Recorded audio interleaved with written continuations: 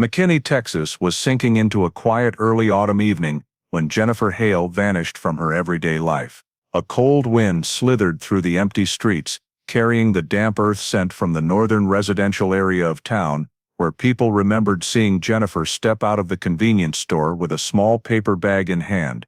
At a time no one recorded precisely, a neighbor glanced through the window and saw the 27-year-old woman opening the door of her gray sedan, the pale yellow light spilling onto her familiar denim jacket.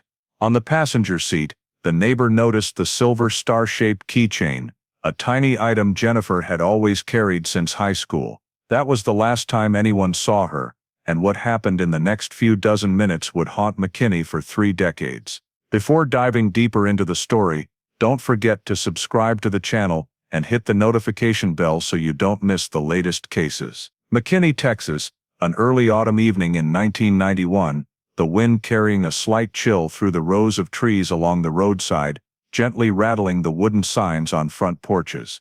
The town back then was still a small, quiet community, with streets where the pale yellow streetlights stood like candle guards, shining down on the glossy black asphalt reflecting speckled light.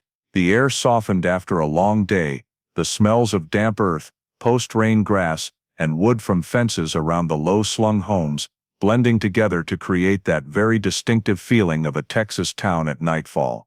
In that atmosphere, Jennifer Hale left the place she usually stopped by after work, stepping out into the parking lot, still dotted with a few employee cars from the late shift. There was no detail marking this evening as unusual, no arguments, no urgent calls, no unusual haste. It was just a completely ordinary, gentle, familiar evening, to the point that none of the people who saw her then thought they were witnessing the final moments before she disappeared from their lives forever. Jennifer's car rolled out of the parking lot, merging into the network of small roads leading north toward McKinney.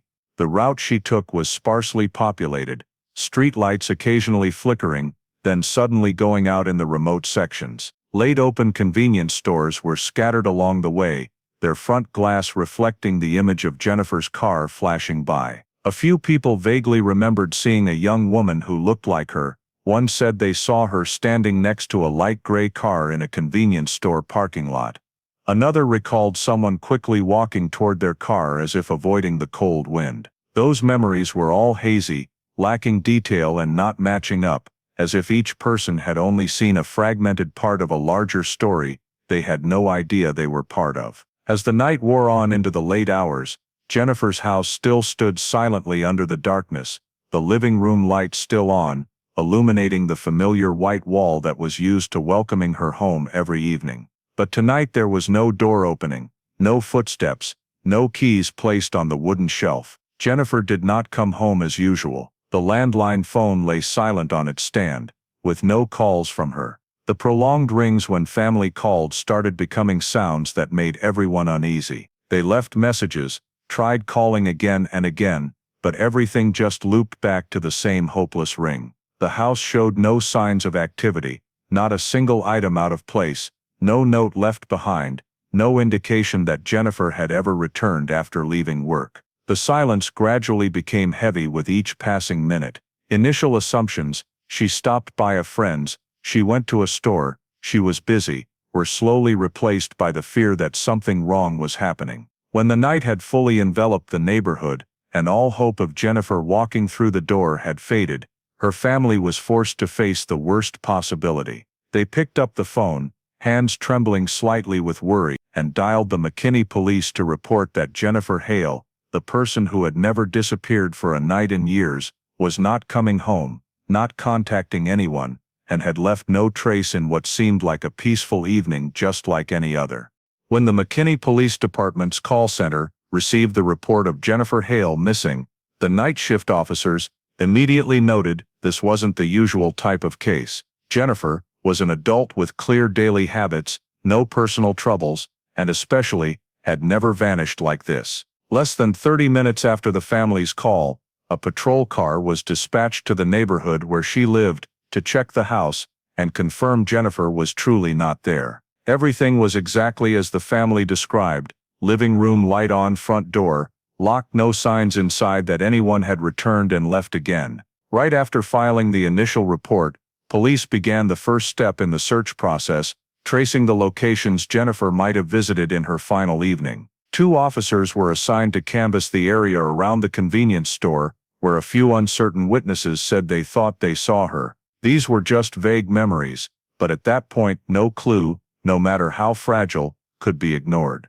The store's glass door still had condensation from late-night customers coming and going. The night shift employee remembered seeing a few cars pass by, but couldn't confirm if a young woman like Jennifer had come in to buy anything.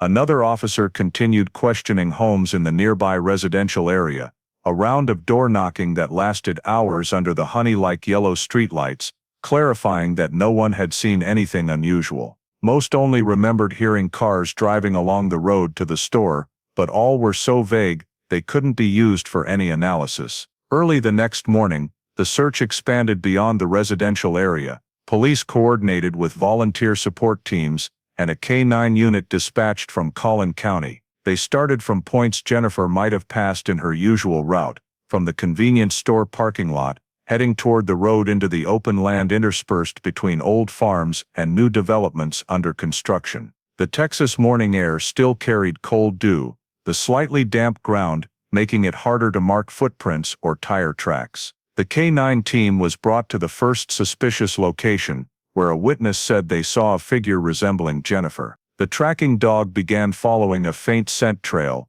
veering west across the land, then turning onto a small dirt path covered in dry leaves. The officers followed closely while scanning the ground, but found no purse, no papers, no personal items that could belong to her. The K-9 scent trail extended a few dozen meters, then abruptly stopped in an open patch, grass pressed down in a curved shape, but no clear signs of anything heavy or a person being dragged. One officer bent down to check and said the grass mark could be new, could be old, impossible to determine in the damp conditions. This was the first point where the clue trail broke. From that patch onward, the K-9 couldn't pick up any further trace, as if Jennifer had simply vanished into that empty space. This forced police to expand the search radius by another mile, including construction sites, roads leading to northern fields, and areas around abandoned homes from the 80s. They continued questioning late-open stores,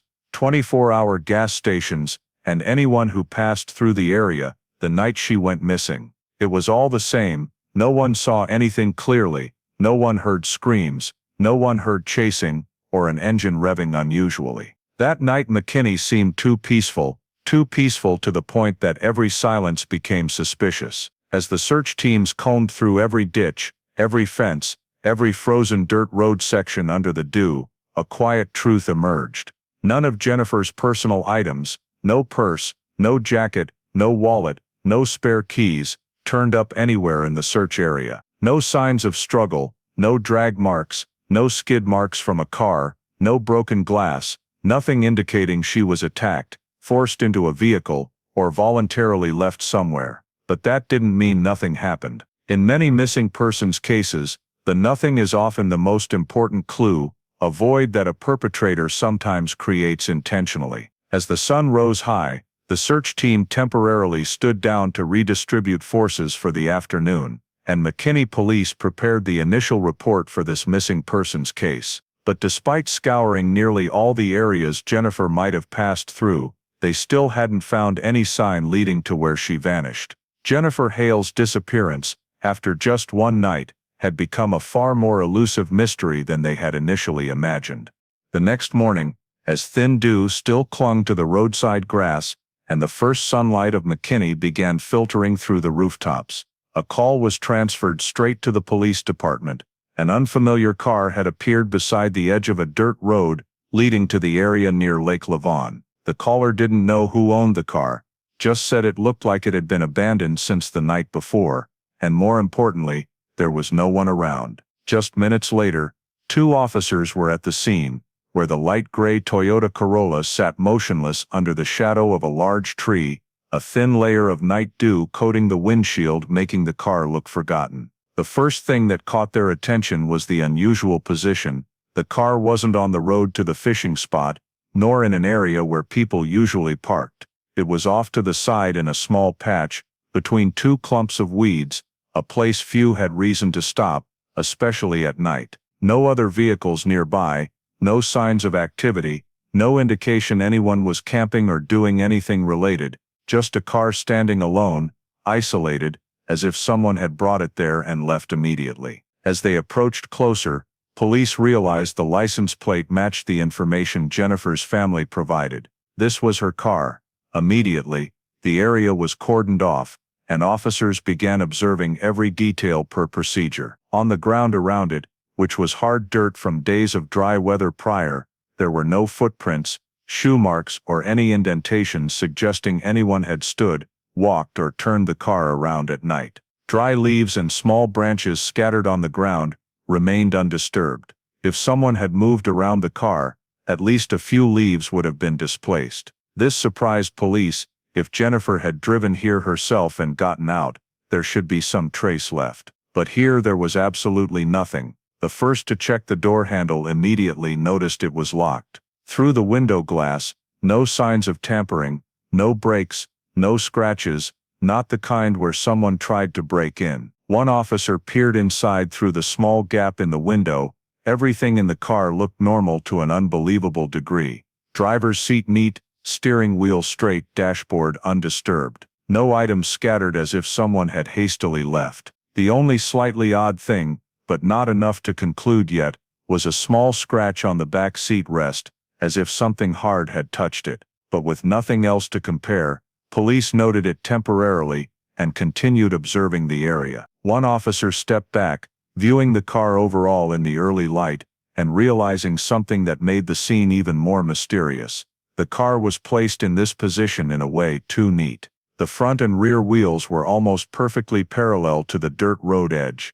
The distance from the curb to the patch was precise to a degree rarely seen in a natural parking, unless someone was skilled at steering or had clear intent. No tire skid marks, no curving entry into the patch, just traces showing the car had entered, stopped, and gone silent.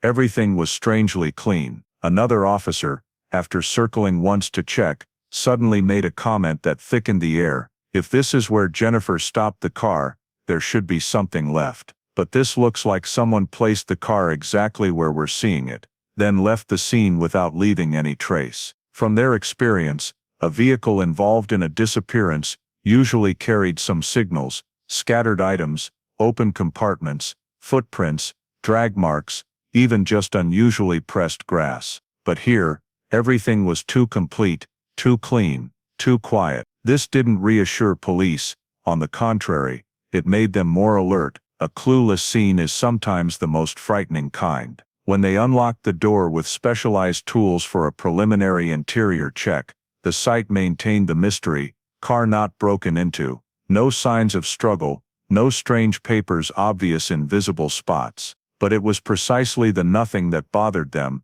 as if someone had intentionally left the car here with the sole purpose to leave no answers. The lead officer observed one last time, then stated in the on-site report, "This position doesn't match. This isn't where she disappeared." With that conclusion, the scene was no longer just a vehicle discovery site, but the first point of a complex puzzle, a puzzle that the person who placed the car here seemed to have deliberately created. And though they didn't yet know what lay ahead, one thing was evident in the quiet McKinney morning: the car couldn't answer where Jennifer was. It only added a new question, and a much harder one. When Jennifer's car was determined not to be at the site of her disappearance, McKinney police were forced to return to the most critical starting point in any adult missing persons case, reconstructing all the directions she might have taken right after leaving the parking lot where vague witnesses thought they saw her. McKinney in 1991 wasn't like McKinney today.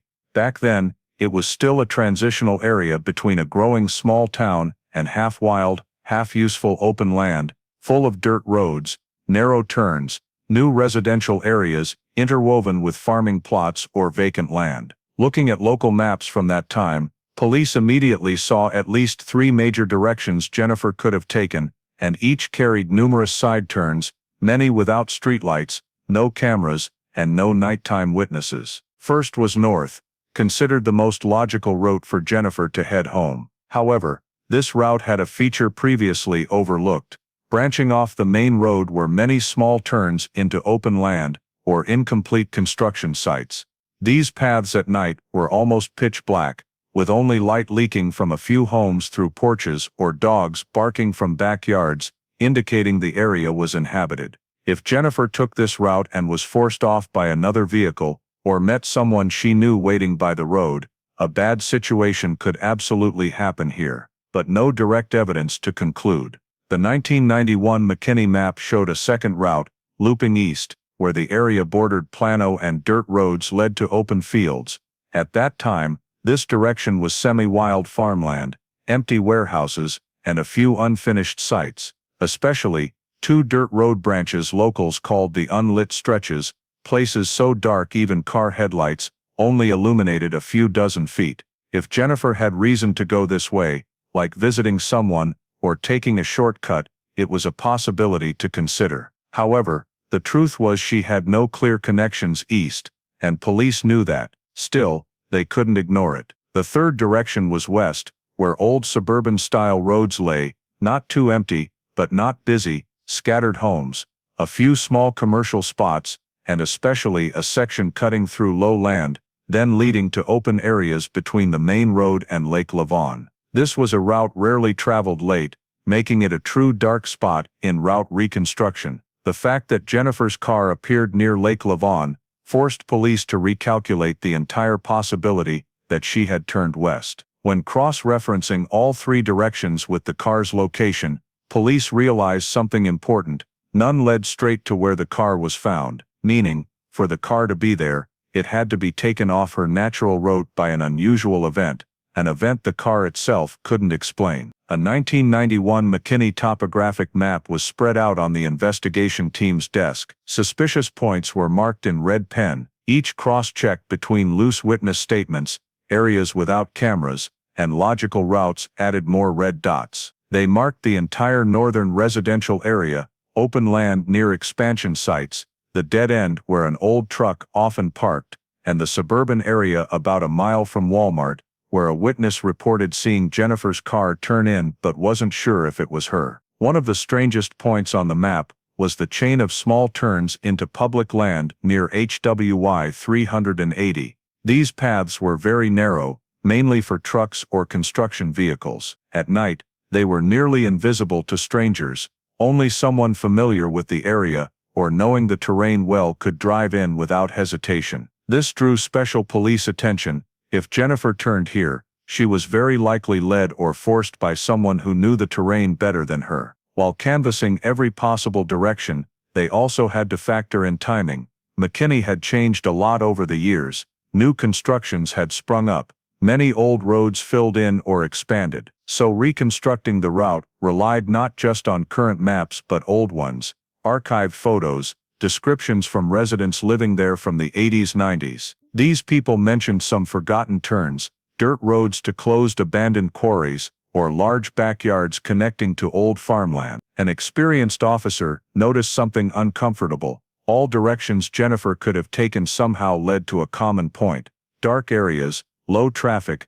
no cameras, far from the center. This opened the possibility Jennifer never intended to turn off, but someone made her. At this point, no conclusion or specific evidence pointed to a crime, but looking back at the map with its array of red marks, one truth became clear: the area where Jennifer could have vanished was far larger than they had envisioned. And before finding the first clue, police had to face a troubling reality. That night there were too many places Jennifer could turn into, and nearly all shared common traits: no witnesses, no light, no cameras, and no clear signs left behind. In this disappearance, it wasn't the places with clues that worried them, but the endless dark spaces between McKinney's 1991 turns, places where someone could vanish in minutes, and no one would see a thing. The red dots on the map still didn't say anything specific, but to continue reconstructing the route, police needed data from the very people who had been traveling or working the night Jennifer vanished. So, as soon as the priority zones were identified, they returned to where every clue began: the area around the convenience store and the strip of late-open shops where witnesses had said they thought they saw Jennifer there. The first person they interviewed was the convenience store employee, who had worked the evening shift that night. He was in a state of half-certainty, the kind of memory someone carries for years but never considers important until directly asked. He described a young woman coming in to buy a few random items, but he couldn't remember anything beyond long hair and a light-colored jacket. It could have been her, he said, but immediately hesitated, but I can't be sure. A lot of people came into the store that night, and the camera tape got overwritten. Back then it only kept 24 hours. He clearly remembered the woman's eyes showing no sign of worry or haste, but that could also be a memory tinted over the years, once he knew a woman had gone missing that night. The two officers took notes, but couldn't treat this statement as strong evidence. It opened the possibility Jennifer had stopped at the store, but it could just as well be another woman who looked like her. The second person police tracked down lived about 3 blocks from the store, a middle-aged man who often walked in the evenings to avoid the daytime Texas heat. He remembered seeing a car, very similar to the light gray Toyota Corolla, driving in the opposite direction from the road leading to the residential area where Jennifer lived. When asked why he remembered it, he said the car turned on its headlights a bit late when leaving the lot, which caught his attention. But when pressed further about the person in the car, he had to shake his head. From my angle, I couldn't see anyone inside, just the lights coming on late. If his account was accurate,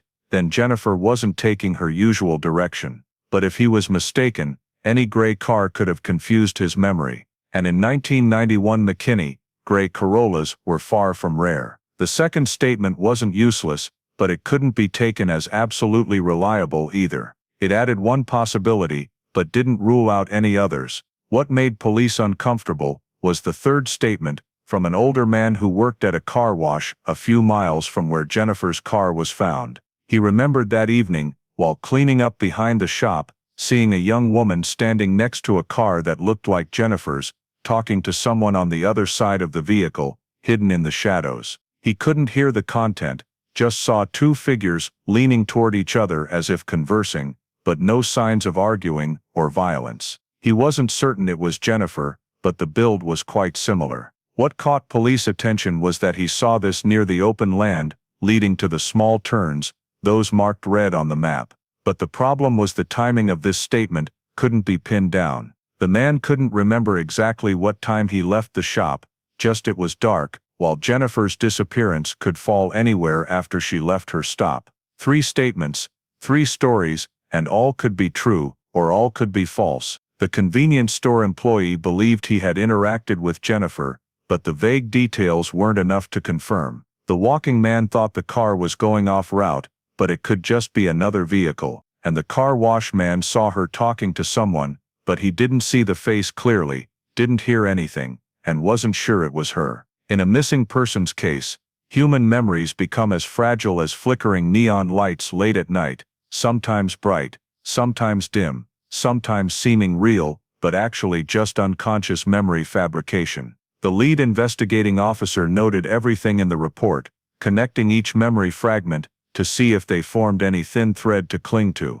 But when laying the 3 statements on the map, everything became scattered and inconsistent. 1 point at the convenience store, 1 point west, where the car was seen deviating from the route, and another point near the open land, where a woman was talking to someone. The 3 points weren't on the same path, none led directly to where the car was found by Lake Lavon, and most importantly, none explained why the car carried no traces of the driver or signs of anyone leaving. Worse, the 3 statements created 3 completely different hypotheses. Either Jennifer stopped to buy something, or she was lured in another direction by someone, or she met an acquaintance and stopped to talk before turning into a dark area. But no hypothesis could stand without supporting evidence. For police, the emergence of 3 statements was like 3 new forks in the road, and all led into darkness. A typical disappearance might have 1 key statement, a flash in the night.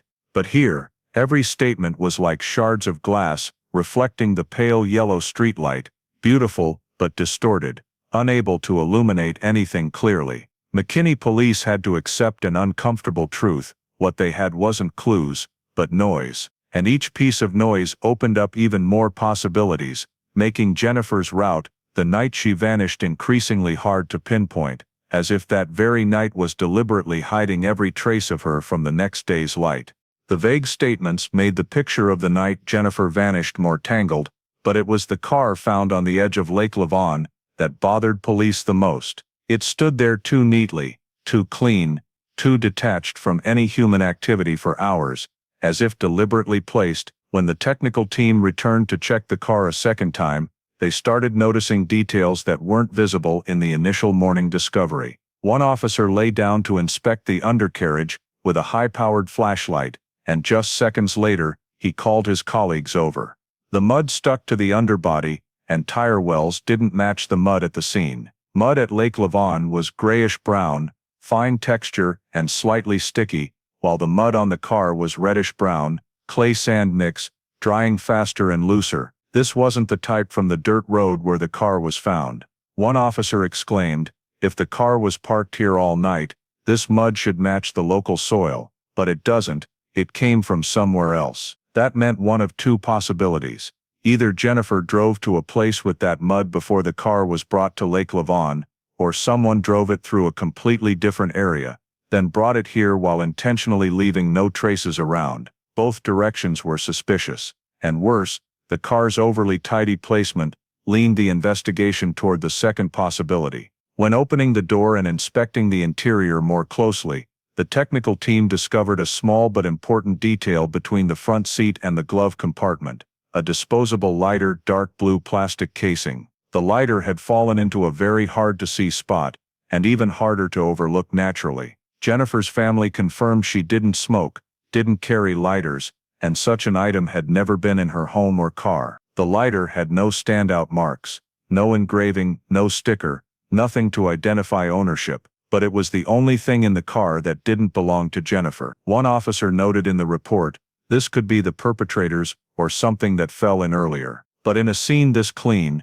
this intentional, a foreign object is rarely coincidental. The back seat also had a thin scratch, about 2 inches long, as if a hard object had rubbed against it in low light or light impact. The scratch had no immediate meaning, but in the context of a car that looked undisturbed, it became a point to remember. When combining the three factors, mismatched mud, strange lighter, and the deliberate parking, the police began picturing something unpleasant. This wasn't where Jennifer disappeared, and someone wanted it to look that way. This suspicion was reinforced when the investigation team circled the lake area once more. There were no tire tracks leading in or out of the parking spot, besides the Corolla's own. The ground was hard, dry, and dry leaves undisturbed. That indicated the car entered the position once, and wasn't moved after. But the bigger question was, why bring the car here? If Jennifer drove herself, she had to get out. But no footprints. If someone drove it, that person had to leave the scene without traces, but no signs. This only fit one type of scene, a staged one. One officer stood observing the overall, then said to his partner, "It's not just bringing the car here." The person knew where to stand, what to avoid touching, what to avoid leaving. They knew how to clean the exit path. The car being placed in a position far from residential areas, by the lake, not on a popular road, further convinced police that whoever placed it had some knowledge of the terrain, and knew it would be hard to find quickly. But the position, too quiet, too clean, made police realize the purpose might be to make them think Jennifer vanished in this area, while the actual spot could be entirely elsewhere. This was the kind of misdirection police only encounter in complex disappearances, when the perpetrator wants to pull the investigation in another direction, with a seemingly logical scene. A veteran officer concluded in the scene report, "The car isn't a clue, it's a roadblock. It's trying to block our view from where Jennifer really stopped, or was stopped." As the officers packed up to transport the car to the analysis center, the atmosphere was heavier than the morning. They didn't find answers in the car, they only found more questions, and each question pushed the case further from the chance Jennifer had a random accident, or left voluntarily. With the car's condition like this, the idea she simply vanished became almost impossible. Someone decided to leave the car here, someone did this intentionally, and that person knew exactly what they were doing. When the scene signs showed Jennifer's car was most likely placed there deliberately, McKinney police understood they couldn't rely solely on the car's location for guesses. They needed to start from people who might have contacted Jennifer the day she vanished. A first round of suspects including 3 main groups: direct acquaintances, people present around the convenience store area, and individuals who frequently appeared in dark or low-attention areas at night. The most scrutinized group was always close acquaintances, co-workers, ex-boyfriend and neighbors. They were the ones who could access Jennifer most easily and interact without raising her guard. Police went to Jennifer's workplace to question her co-workers. Those on the same shift that night all described Jennifer as calm, with no unusual worry or stress. A male co-worker who had shared many evening shifts with her was questioned more thoroughly, since his leaving time was often just before or after Jennifer's on many days. He said that night he left earlier than usual because he felt tired, and insisted he didn't see Jennifer in the parking lot. His statement was deemed reasonable because several other employees confirmed seeing him leave the store about half an hour before Jennifer.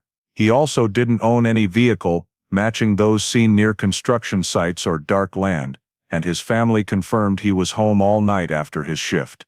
Though not completely ruled out, the male co-worker didn't become a priority suspect. Jennifer's ex-boyfriend, whom police often view as the first potential for conflict leading to disappearance, was also brought in for questioning. He was quite cooperative and provided full details about that evening, including being at home with friends watching a live broadcast game. One of his friends confirmed he was there from start to finish. There was even a credit receipt proving he bought snacks at another store right around when Jennifer left work. His record was clean, no priors, and after cross-checking personal angles, no signs of tension or conflict between them recently. Police temporarily placed him in the low-likelihood group. Jennifer's neighbors were the third group in the close acquaintance suspects. They were people living within close radius of her home, able to observe or access her house regularly. A neighbor couple confirmed that on the night Jennifer went missing, they heard no strange noises from her side, saw no unusual parked cars, and no signs anyone had knocked. Another neighbor said he saw the living room light on late, but thought Jennifer just forgot to turn it off. No neighbors had conflicts with her, and none owned vehicles matching witness descriptions. Result: the neighbor group generated no new suspicions. After screening direct acquaintances, police moved to the witness group around the convenience store, where statements said looked like Jennifer. In that area, compiling a suspect list was harder because no one really knew each other. Many were just passers-by. Among those present in that time frame was a woman working the late shift at the donut shop across the street. She remembered seeing a young woman walk by but wasn't sure it was Jennifer. Another customer buying beer near closing remembered seeing a woman's figure in the parking lot, but he was drunk and couldn't describe anything clearly. Police tried checking the list of people who swiped cards for purchases in that window, but most just stopped quickly and left without any suspicious signs. The final group in the first suspect round was the man driving the dark-colored truck often parked near the dark land behind the convenience store, the one a witness said they saw before Jennifer vanished. He was a long-haul driver, and that night stopped to rest in a nearby empty lot. When questioned, he detailed his route, stopped about 20 minutes to check cargo before heading south. He even provided a fuel receipt from a gas station a few miles from the scene, with the exact time he left the area. His statement matched work schedule data and showed no anomalies. Notably, he said the area was very quiet that night, almost no cars passing. One investigating officer noted, "A dark empty area, and no one saw anything, just one truck parked and left." All logical, but doesn't help. When compiling all statements from the first suspect round, police realized something both sad and chilling: everyone had reasonable alibis. No one had clear motive, no one appeared at the exact suspicious time. No one showed major inconsistencies in statements. One by one, co-worker, ex-boyfriend, neighbors, passers-by, truck driver, all had alibi evidence or valid reasons to be uninvolved. But more worrying was that none explained seeing anything important, or had info truly narrowing the search. Each believed what they saw might be related, but in reality, all just added more red dots to the map without leading to answers. When the first suspect round report was completed, the atmosphere in the investigation team's meeting room grew heavier. The officers had searched everyone with potential direct contact, those near positions where Jennifer was reportedly seen, and even random passers-by. And in the end they only had a hanging conclusion: everything was reasonable, in a way that was too reasonable. In tough disappearances, too reasonable is what throws everything off. It doesn't bring answers, it just adds another layer of fog covering what really happened the night Jennifer vanished. When the first round of suspects yielded no reliable leads, police were forced to turn back to non-witness elements, things less affected by hazy human memories. One of the things that caught their attention right from the car examination was the mud layer under the chassis, completely mismatched with the soil type in the Lake Lavon area. The preliminary soil analysis report, sent to the lab at the end of the weekend right after the car was found, confirmed this more clearly. The soil sample on the car contained characteristic mineral content, a dark reddish-brown clay sand mix, with significantly higher sediment-mineral ratios than the lake area soil. This was a soil type rare in the McKinney area, and even rarer around Lake Lavon. However, it matched a location recorded in the archived files of the Collin County Public Works Office, an old quarry east of Plano, about over 12 miles from where the car was found. This quarry was formerly an industrial clay extraction site, operating from the late 1970s to the mid-1980s, then abandoned when the business went bankrupt and the land reverted to the county. From 1987, it was unofficially used as a dump for construction materials and waste from small projects. The area had no clear signs, no gates, just a few dirt roads leading to old deep pits and wide open lots. One of the older officers on the investigation team exclaimed upon hearing the location, "Hardly anyone even remembers that quarry exists. I haven't heard it mentioned in years." The lead investigator immediately took note. If Jennifer's car carried soil from the quarry, there were only two possibilities. Either Jennifer drove to that area before disappearing, an already highly unusual thing, or someone drove the car into the quarry, through the red dirt sections, then brought it to Lake Lavon to stage the scene. The second possibility was far more logical. A team was dispatched to the abandoned quarry that same morning. The access roads were rough, many spots overgrown with weeds nearly blocking the paths. Any new tire tracks, if there were any, were almost indistinguishable, because the area was still occasionally used illegally for dumping construction waste. But what startled them wasn't the quarry's desolation, but the soil color. It was identical to the mud on Jennifer's undercarriage. When a technician took comparison samples, the results were clear, even without deep analysis. Texture, color, and sediment density matched to the point that side by side, it was hard to tell which was from the car and which from the quarry. This gave police a very uncomfortable feeling, the kind any investigator knows well. If the car scene was staged to mislead, then the real related location was very likely in the quarry, or nearby. But the bigger problem was the terrain here was complex, and strangely hard to navigate. Anyone unfamiliar with the quarry would almost certainly not find the way in. Some access paths were nearly covered by naturally grown trees over the years. Others were only wide enough for small trucks or pickups. Especially, there were turns that from afar couldn't be distinguished as road or just open land. Without knowing exactly where you're going, a driver could easily get lost in deep quarry pits or unsmooth sinking ground. The investigation team noted something important: the abandoned quarry wasn't a place an ordinary person could accidentally drive into, especially at night. This led to the hypothesis that the person who brought the car into the quarry, if that's what happened, must have considerable knowledge of the terrain, had frequented the area, or worked there when the quarry was active. When questioning nearby residents, most said they had avoided the quarry for years. Some older locals remembered that most old quarry workers had moved away after the business closed. A few younger ones used the quarry for gatherings or bonfires in the late 80s. But from 1990 onward, the area was almost never visited. When police asked if anyone had seen any vehicle near the quarry the night Jennifer went missing, answers were just head shakes or "we were inside that night."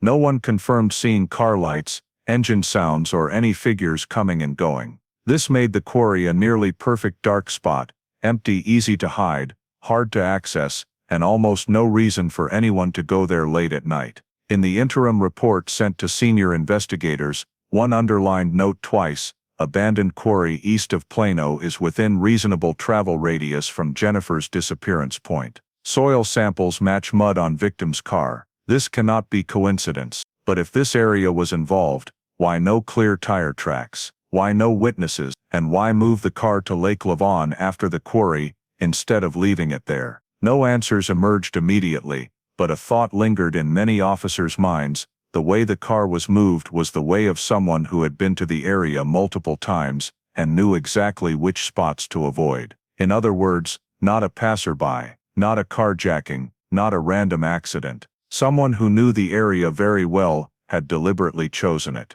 Police left the quarry as the sky darkened, red dust on their shoes, and only one thing clearer than when they arrived. If the car had been in the quarry, Jennifer's disappearance was no longer in the realm of the predictable. It had entered the territory of calculated, prepared actions with unusual familiarity, with a place the entire town had nearly forgotten. A place only those who really knew the terrain could drive in and out without leaving traces. And that opened a new big question: who could be in that group? In the days after the quarry soil samples matched the mud on Jennifer's undercarriage, McKinney police poured all remaining resources into combing the vast and winding area. They hoped to find a small trace, a scrap of fabric, a lingering tire mark, a dropped item, anything that could say Jennifer had been there. But efforts spanning many days yielded the same result: nothing. No footprints, no tire tracks, no foreign objects, no clue connecting to another clue. The quarry's dry red soil had been the brightest hope, but now was just evidence the place was involved, without pointing to what actually happened. In missing persons cases, when a scene is dead silent like this, it's almost never good. Police understood the emptiness was the most dangerous clue, because it showed whoever did something knew exactly how to leave no traces. But knowing that, they still had no specific evidence to shift the investigation to a particular suspect. Besides, 1991 technology didn't allow deeper analysis of soil or materials beyond basic lab capabilities.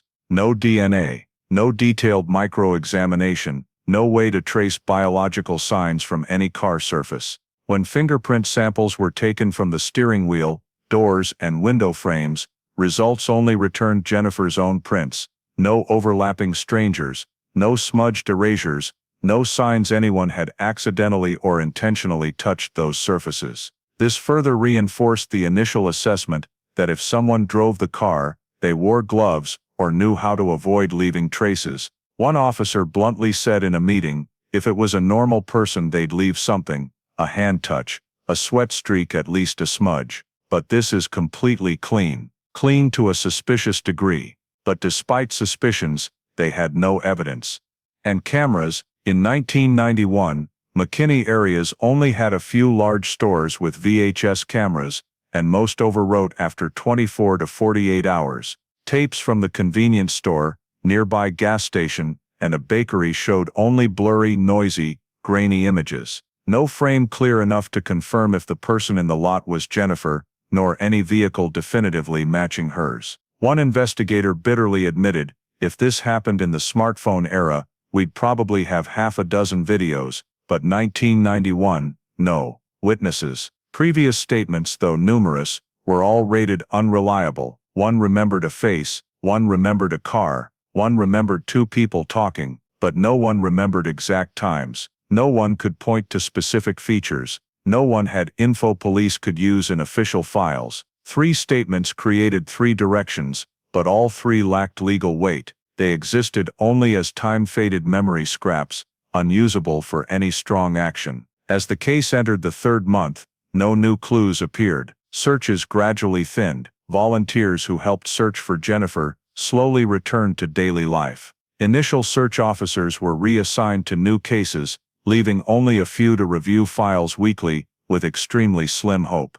And then, the strange lighter found in the car yielded no answers. No fingerprints, no DNA, no one in area criminal records owned that lighter type. Some smokers then used similar ones, but connecting it to anyone was impossible. Police had scoured dozens of miles around McKinney, Plano, and nearby areas. They had interviewed dozens of people, They had checked every shortcut, every hidden turn, every nook around the abandoned quarry. But all led back to the starting point. Jennifer missing, car staged in an unfit place, and no evidence of what happened where. By the end of the 4th month after Jennifer vanished, the McKinney police internal meeting reached the conclusion no one wanted. No new clues, no provable crime signs, no suspects, no next investigation direction.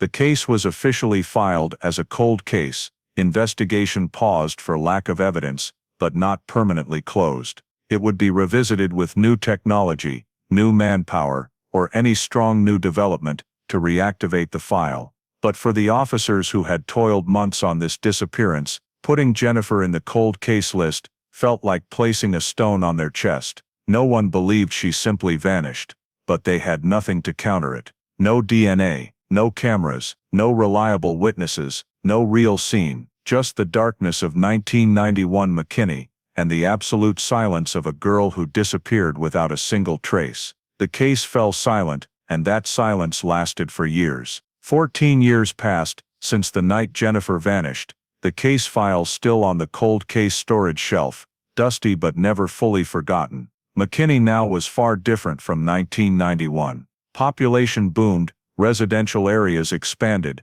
and the open lands that once made the disappearance hard to trace had turned into new housing rows or commercial zones. But the city's changes didn't erase memories of one of the decade's toughest cases. In 2005, as forensic technology took a significant step beyond the 90s, McKinney Police Department began reviewing numerous area cold cases. When reaching Jennifer Hale's file, one of the young new investigators noticed the unusually high amount of preserved evidence for a long-term missing persons case. A thin hair strand stuck to the back seat, a very small fabric fiber caught in the plastic crevice by the door, and soil samples collected from the undercarriage. Back then, these evidences were nearly unexploitable in depth. But by 2005, though technology wasn't as sophisticated as later, it far exceeded 1991 analysis capabilities. A quick meeting was held to assess reopening the case,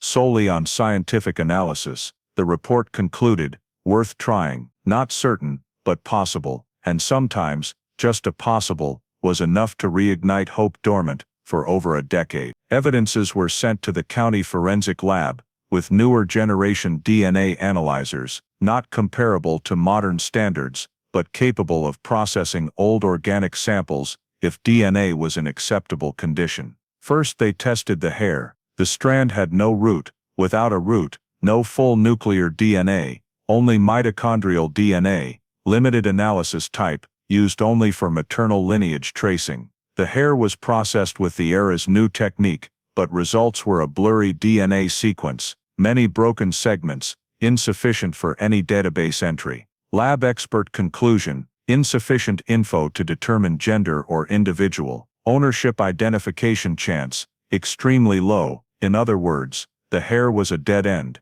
The fabric fiber, hoped for a bit more, was analyzed under an electron microscope. Magnified, the fiber structure showed polyester cotton blend, a fabric type too common for legal value. They tried analyzing if the fiber was pulled, torn in a struggle, or just light contact. But the fiber structure showed no unusual stretch or deformation. It proved nothing. Clue? Maybe. Evidence? No. The most important part of the reanalysis was the soil samples, the ones that led the team to the East Plano abandoned quarry years before. This time, the lab used more detailed mineralogical analysis, examining microminerals, metal content, and sediment structure. Results were clear. Samples still fully matched quarry soil. This wasn't new, but confirmed Jennifer's undercarriage had direct contact with the quarry, not soil transferred from elsewhere. But investigators needed more. They needed the time the car entered the area, direction, or any detail to reconstruct the disappearance night events. Soil samples couldn't answer those. It only reinforced what they knew, and nothing more. Still, all analyses were carefully documented. As everyone hoped, future technology could do what 2005 tech couldn't yet. Ironically, this very time created a deep sense of letdown for officers still pursuing the case. A veteran investigator stood looking at the newly printed reports and said wearily, "We're at the same standstill as 14 years ago." Disappointment spread like gray fog in the investigation room. They had tried, used new tech, hoped for a breakthrough, but what they had were still scattered clues impossible to assemble into a complete picture. No identifiable individual DNA, no strong enough organic sample for tracing, no camera images, no new witnesses, no changes around the quarry or lake area. The case was like a locked door. They had keys, but none fit the lock. The final 2005 report concluded bitterly, but accurately, remaining evidence insufficient to identify suspect or conclude investigation direction. Case remains cold. When the file was placed back in storage, the only change was a few thicker pages of paperwork. But the core, the mystery of Jennifer Hale's disappearance night, remained unmoved. Despite improved technology, 1991's questions stood still as day one. Where did Jennifer go? Who did she meet? What happened in the unseen time? And why did someone know how to create a nearly perfect scene? All still unanswered. 2005 ended that way. Hope lit then extinguished, leaving the case in its familiar limbo. No forward progress, yet impossible to forget. Nearly 3 decades since the night Jennifer Hale vanished, McKinney had become a completely different city. The old open fields had turned into new residential areas, expanding construction sites, repaved roads, and modern surveillance systems, covering places once shrouded in darkness. But despite the city's constant changes, Jennifer's case file remained on the county's cold case list, like a persistent reminder of an unsolved mystery. In 2024, the Collin County Cold Case Unit was restructured, receiving additional funding and tasked with reviewing decades-old disappearances. The priority list was based on 3 factors: preserved evidence, potential for new technology application, and active family requests for resolution. Jennifer Hale's file met all 3. When the nearly inch-thick file, worn from time, was placed on the Cold Case Unit investigator's desk, they didn't just see the name on the cover, they saw 3 decades of that girl lost in the dark, and clearly felt it was time to try everything from scratch again. The unit's lead investigator, who had participated in the 2005 reanalysis, sighed as he flipped through the old pages. He said, "We won't overlook anything, no matter how small. If there's a chance, even 1%, we have to seize it." They started by reorganizing all evidence seized from 1991 and 2005, the hair strand, fabric fiber, soil samples, strange lighter, scene photos, witness statement transcripts. Everything was brought back into the light once more. But instead of just examining the evidence, the cold case team decided on a completely different approach, reconstructing Jennifer's entire predicted journey, using map data, terrain, and new imaging technology. The most important tool was old satellite maps. Thanks to digitized data from Texas State Archives, they could access low-resolution satellite images from the late 80s and early 90s, images that at the time were hardly publicly released due to technical limits. These images were blurry and crude, but provided something invaluable: the real terrain of 1991 McKinney, not the changed landscape of 2024. When the investigation team zoomed into the area around the convenience store where Jennifer was reportedly last seen, they saw something modern maps didn't show: a small turn wide enough for one vehicle, leading to a strip of open land connecting eastward. This path in 2024 had been leveled and replaced by an auto repair shop, but in 1991, it was a narrow road cutting through sparse residential areas. It wasn't included in traffic maps then. No one mentioned it in statements. No one recorded it in files. When overlaying the 1991 satellite image on the modern map, the youngest investigator immediately pointed at the screen. If that night she turned wrong here, or someone led her into this path, we missed a potential point. The emergence of this turn, not marked in the original files, and not on 1991 maps, made the investigation team feel like they'd just opened an old door. They continued expanding around that area, and realized that in 1991, many similar small routes existed, connecting abandoned lands, incomplete construction zones, or low ground by the roads, places later filled in or built over. One investigator noted, "She could have vanished on any segment of these routes, and they had no cameras, no lights, no witnesses." When shifting to analyze the Western Road, the route once suspected Jennifer might have been led into before her car was taken to Lake Lavon, the cold case group discovered the dark and hidden stretch in 1991, wasn't like today. Old satellite images showed a small semi-commercial parking lot once existed, where trucks and pickups often stopped. This lot was near the exact spot the man once said he saw her talking to someone in the contradictory statement years before. Modern maps showed the lot demolished and replaced by a warehouse in the early 2000s, but the 1991 satellite image confirmed the lot existed and was quite large. Another investigator asked, if she stopped the car here, voluntarily or forced, then the subsequent journey could change entirely. They marked this area in red pen, adding to the list of new hotspots discovered via technology. Then, the cold case team shifted to analyzing the East Plano direction, the abandoned quarry once suspected of involvement. 1991 satellite images showed the quarry then was much larger than now, with deep pits and paths hidden by brush. Especially, one main entry wasn't marked on public maps that year. This matched the earlier conclusion, only someone familiar with the terrain could bring a car here. While combing, the cold case group continuously noted anomalies, routes no longer existing, lots erased from maps, shortcuts almost only long-time locals knew, and from that, one thing emerged: the entire 1991 case couldn't be understood correctly, based solely on 2024 terrain. By looking back at McKinney as it once existed, the cold case group began realizing there were many paths Jennifer could have entered, paths never investigated because buried under time. At the end of the first workday, the lead investigator noted in the report, "It's not that we had no clues. We never looked at the right map. New technology didn't create clues from thin air, but it revealed old paths places time had hidden, but couldn't erase from history, and in those very paths, the truth might be waiting." As the cold case group was pouring efforts into reanalyzing old routes, an unexpected event in early spring 2024 shifted Jennifer Hale's case in a completely different direction, one no one anticipated. Texas experienced an unusually dry winter. Low rainfall, combined with regulated releases from reservoirs, caused Lake Lavon's water level,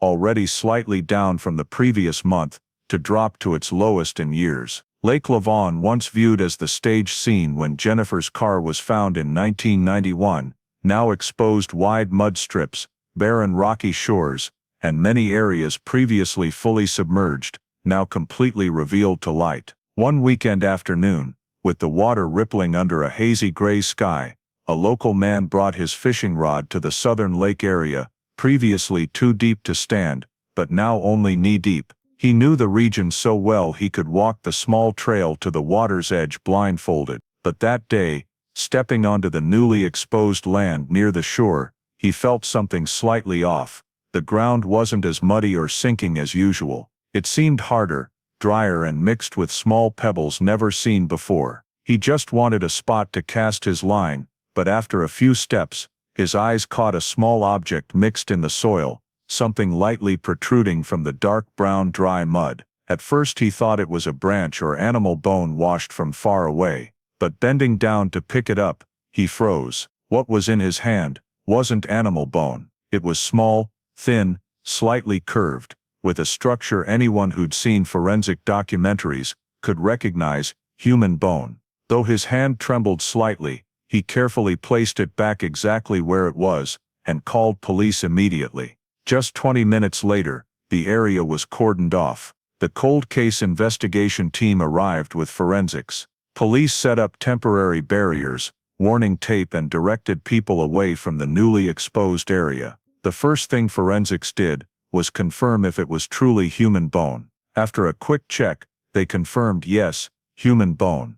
And moreover, it seemed to have been there for years. This news spread quickly to the cold case group, and the lead investigator immediately requested comparing the discovery location with 1991 lake water maps. When overlaying the two maps, they realized something that made everyone pause: the bone find spot didn't align with the lake's natural flow, nor was it in the area where Jennifer's car was found. This meant the bone didn't drift from the car placement area. It had to be placed here or fallen here intentionally, from a completely different position. A county hydrologist was called in for analysis. Based on flow, depth, wind direction, and lake bottom structure, he said something that silenced the entire investigation group. No natural conditions would cause this bone fragment to drift here from the 1991 car find spot. If the bone is here, the body wasn't at the car placement site. This was the first time in decades the investigation had a clear physical element to break the initial hypothesis. They continued expanding the search around the bone discovery area. The dry mud was easily disturbed, but forensics carefully used probes, soft brushes, and hand-digging tools to scan every inch. Just half an hour later, they found another small bone fragment, and this time, it was slightly deeper, suggesting more parts might be mixed in the thick exposed layer after the water receded. What was frightening wasn't just the bone fragment's appearance, but their position. It was in an area once deeply submerged, not on walking paths, not near bridges, not near frequent fishing spots. One investigator carefully marked the position with a pin on the map, then said, "If these are human bones scattered here, it's very likely not a drift site. This is the original site." As they dug further, they didn't find an intact body, just scattered small bone pieces, hard to identify. However, the thinness, size, and shape suggested they very likely belonged to an adult woman. But what was most puzzling was the water path. Based on hydrological data, lake levels in 1991 and subsequent years showed this area was regularly submerged, several feet deep. If a body was placed here when water was high, it would quickly decompose and wash away. But why were bones still left? The hydrologist explained, the lake has special bottom terrain areas, like narrow depressions or natural trenches. If a heavy object fell exactly into these, it could stay trapped much longer than in open water. This led to a new hypothesis. If Jennifer's body, or anyone's, was brought to the lake, the person who did it very likely knew the lake bottom terrain well, or at least knew how to choose a spot to avoid detection. The investigation team looked at each other in silence. For over 3 decades, every lead revolved around the car, placed by the lake shore, in a visible spot, like a guiding clue. But the new discovery showed the car might just be a decoy, while the case's most important part was entirely elsewhere. A place no one thought of before because the water was too high. As the sun gradually set, and the lake water continued reflecting the sky's orange, forensics concluded preliminarily, these are human bones, and if more are found, we can identify. A strong wind blew across the lake, carrying cold moisture and fine sand, as if Lake Lavon itself was exhaling its first secret after over 30 years. And in that moment, everyone understood. Jennifer Hale's case, thought buried in the past, had just been awakened for the first time since 1991. The Collin County Forensic Lab doesn't often handle cases over 3 decades old, as most evidence degrades or loses usability over time. But when the bone fragments found under Lake Lavon were brought into the analysis room, everyone understood this wasn't ordinary evidence. They weren't just found in strange circumstances, water receding, wrong flow direction, but right in the region that was the center of McKinney's most mysterious 1991 disappearance. The forensic experts worked with absolute caution. Each bone fragment was coded, photographed, position compared, and entered into the system as part of a potential identification set. As the bones were cleaned with soft brushes, cotton swabs, and special solutions to remove long-adhered dirt layers, their structure became clear, ivory gray, typical of human bones submerged for a long time. But despite erosion from time and water, the bones retained basic features enough to identify the owner through biological analysis. The first thing they did was determine gender. This was necessary before any DNA testing, because if the bones weren't from a woman, the case would shift entirely. Based on bone ratios, size, thickness, and shape of the found parts, the forensic expert quickly concluded these were bones of an adult woman. This finding made the cold case group more tense.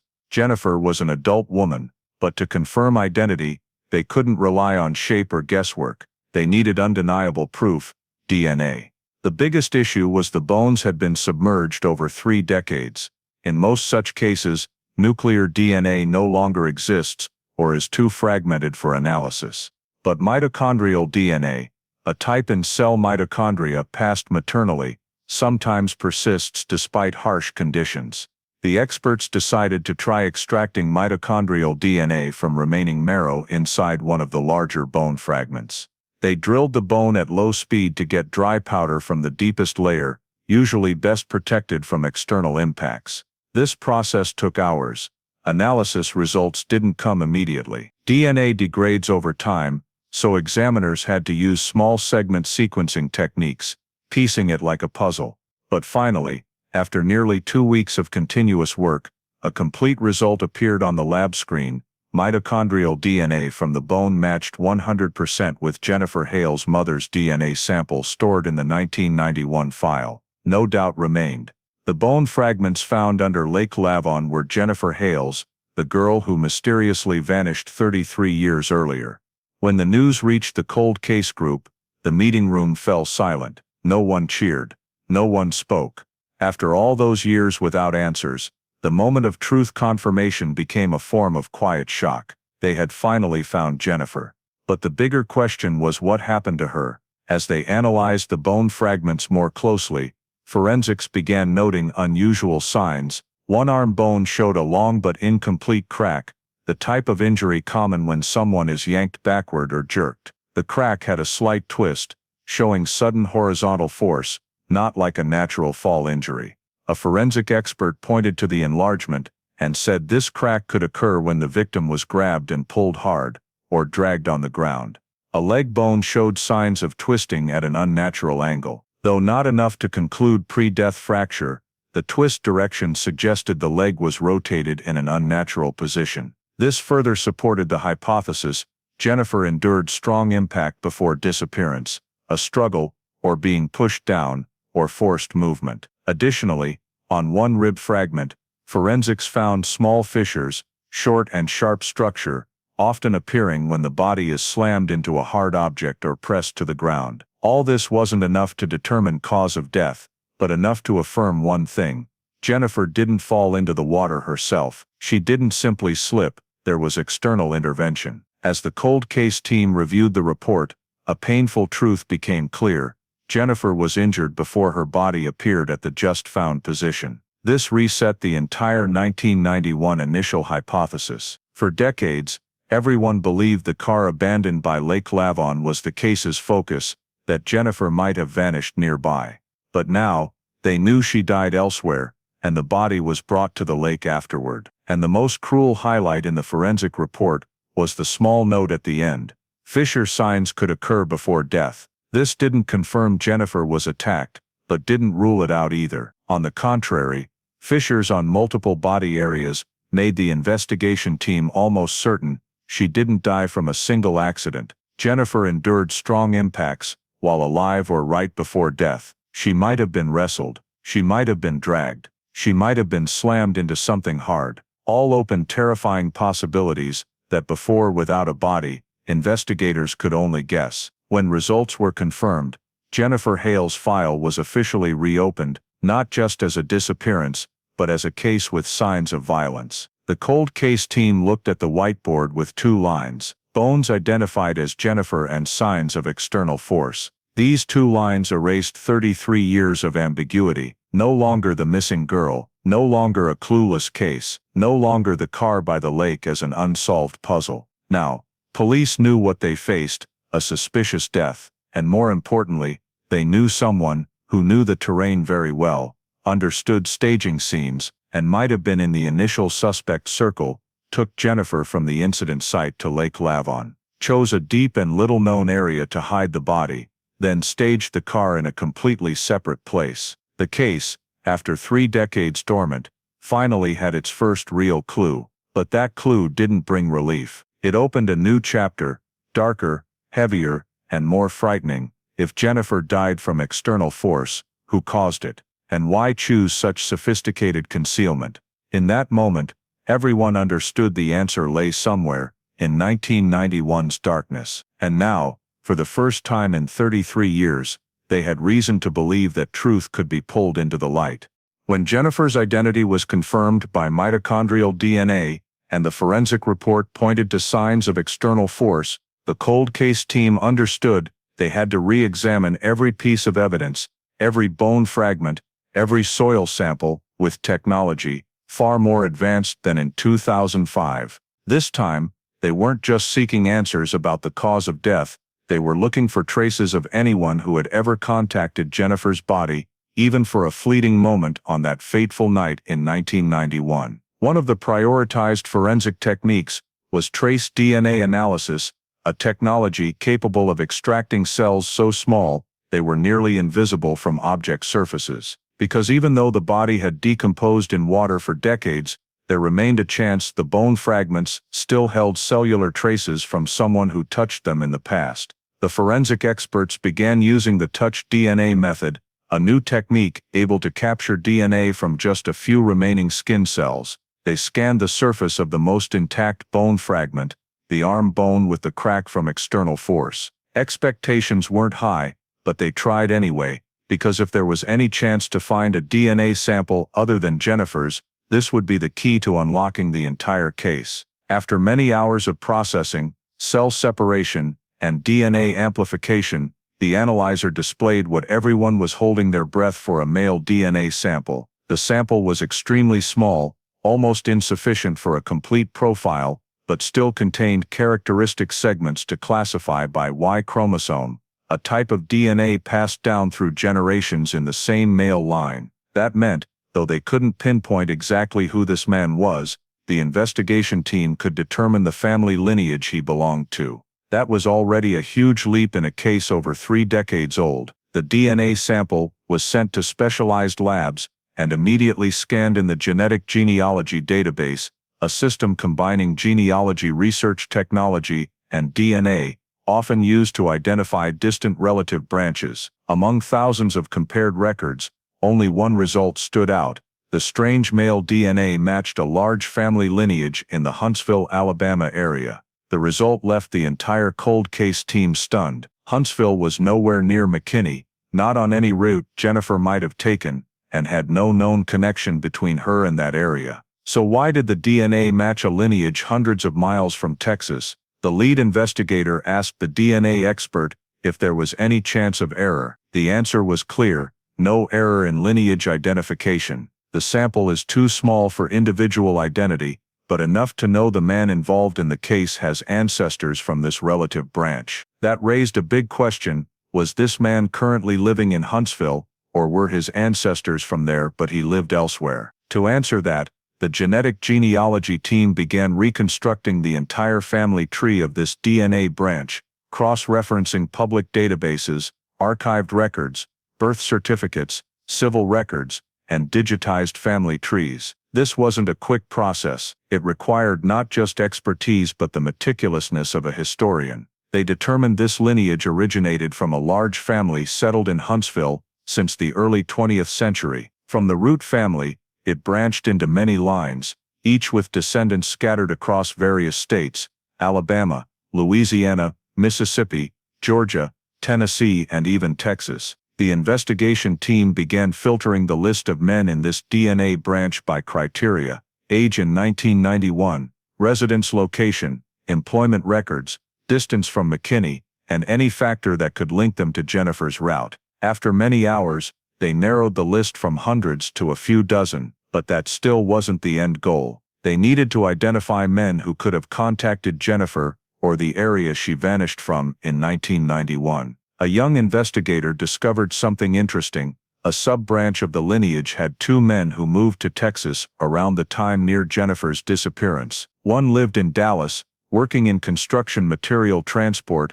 related to the type of soil on the car. The other lived in Plano, just a few miles from the abandoned quarry. Upon deeper checks, the investigation team found the man in Plano once owned a dark-colored pickup truck, the type a witness saw in the convenience store area the night Jennifer vanished. Small details began forming a chain of links. though not yet conclusive. The genealogy team continued tracing deeper into the past to determine if the two men from the same DNA branch appearing in areas near McKinney in 1991 was coincidence or not. They discovered the family branch had relatives in Texas since the 1970s, a small group who moved from Alabama for temporary construction projects. In that group was a middle-aged man, the cousin of the two suspects, who lived not far from McKinney, exactly in 1991. This person left Texas after 1993 and was no longer in the state. When the cold case team cross-referenced the list, they realized they had a notable pattern: same family lineage, 3 men connected to Texas, 2 living within range of where Jennifer vanished. None of them appeared in the initial suspect circle, none were ever questioned, none were flagged as noteworthy in old files. One investigator immediately said, "If the male DNA on the bone isn't from the person who brought the car to the lake,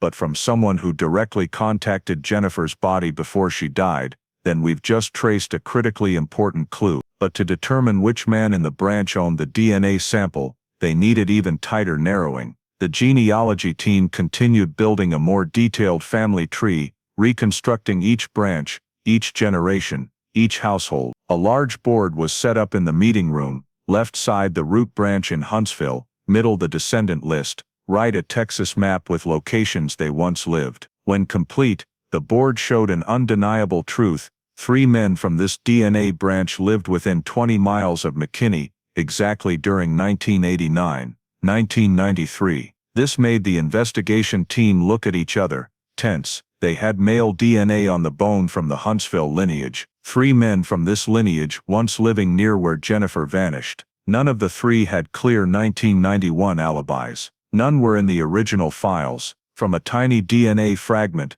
the entire case, dormant for over 30 years, suddenly opened a new bright and threatening fork. No one said it aloud, but everyone felt the same: they were closer to the perpetrator than ever since 1991, and the source of it all was just beginning to be revealed from a single DNA molecule. When the family tree matching the strange male DNA was fully built on the whiteboard, the cold case team's meeting room became so quiet you could hear the marker lightly tapping the board. The tangled relative branches, names spanning generations, gradually narrowed to a key intersection: 3 men from the same DNA branch living within range of McKinney, around the time Jennifer vanished. Those 3 men, despite differences in age, jobs, circumstances, could all be the owner of the male DNA sample found on Jennifer's bone. But not all fit in time and geography. The task now wasn't guessing, it was eliminating each one by logic, by data,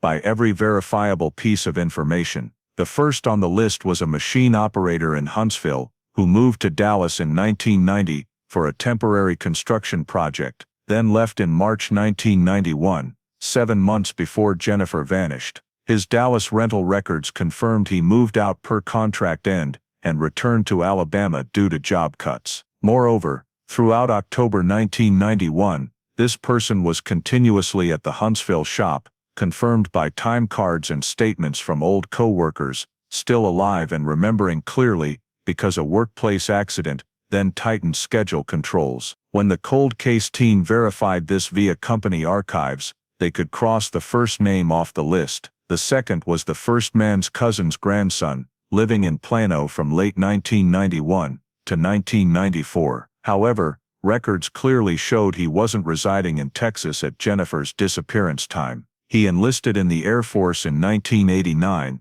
and was stationed at a base in Colorado Springs throughout 1992. Military records were extremely detailed, listing every duty day, every base entry-exit. This made his presence in McKinney in October 1991 completely impossible. He was removed from the list after a short but certain record check. That left one, Harold Muncie, the name lower on the family tree, unremarkable, nothing unusual at a glance, but the only name meeting all criteria: male fitting age, living in or near McKinney in 1991, from the DNA branch matching the bone sample. And most importantly, he had no clear movement records around Jennifer's disappearance time. When the cold case team began tracing the name Harold Muncie, They quickly realized they weren't just learning about an ordinary man once living in the area, but peeling back layers of information never noticed in the 1991 original files. Old address records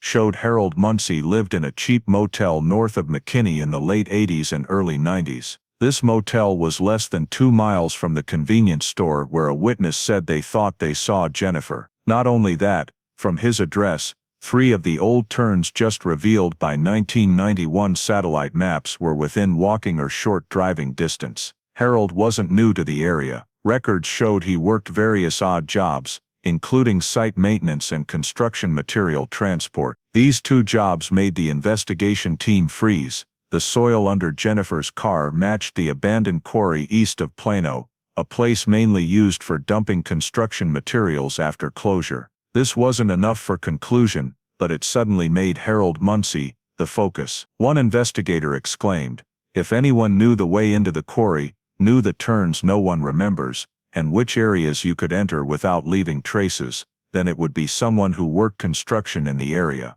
And Harold fits that group. When the cold case team opened Harold's old criminal file, they saw nothing particularly serious. Just minor violations, disorderly conduct, a fine for driving without taillights, and a few noise complaints at the motel. No violent priors, no serious record. The file was too clean for a potential suspect in such a dark case, but with sophisticated staged scenes, perpetrators sometimes aren't those with priors.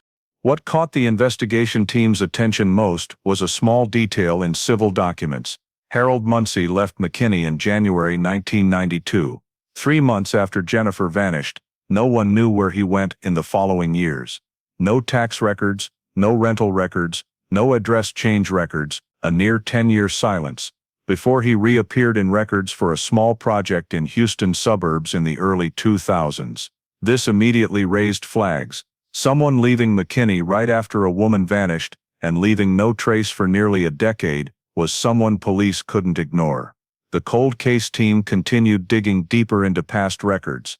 They found a critically important detail. Harold once did maintenance at a small commercial area right by the route Jennifer was believed to have taken. This place wasn't just near the convenience store, but about 1 block from the parking lot, where the third witness said they saw 2 people talking by the car. This made the entire team look at each other, each feeling like a fog layer was gradually being pulled aside. Additionally, there was information Harold drove an old dark-colored pickup, very close to the witness description of a truck seen around the dark land at the convenience store the night Jennifer vanished. In 1991, this wasn't strong enough for charges, but in 2024, when pieces started fitting, it became the final bone making Harold Munsey's name stand out on the board. And then, one investigator said what everyone feared to admit: in the 3 from the DNA branch, only 1 lived in McKinney in 1991, only 1 knew the area, only 1 had reason to enter the quarry, only 1 vanished from records right after the case, and only 1 could explain the male DNA on the bone. The room fell silent. Everyone knew the name they would have to place as the central suspect, the name no one had ever looked at in 33 years. Harold Munsey, no one else, no other possibility. From 3 people, the list had narrowed to 1, and for the first time since 1991, the investigation team understood they had a name they needed to find at all costs. When the name Harold Munsey finally lit up on the whiteboard as the sole remaining suspect after narrowing from genealogical DNA, the cold case team understood the next step was to re-examine his entire statement in the 1991 original file.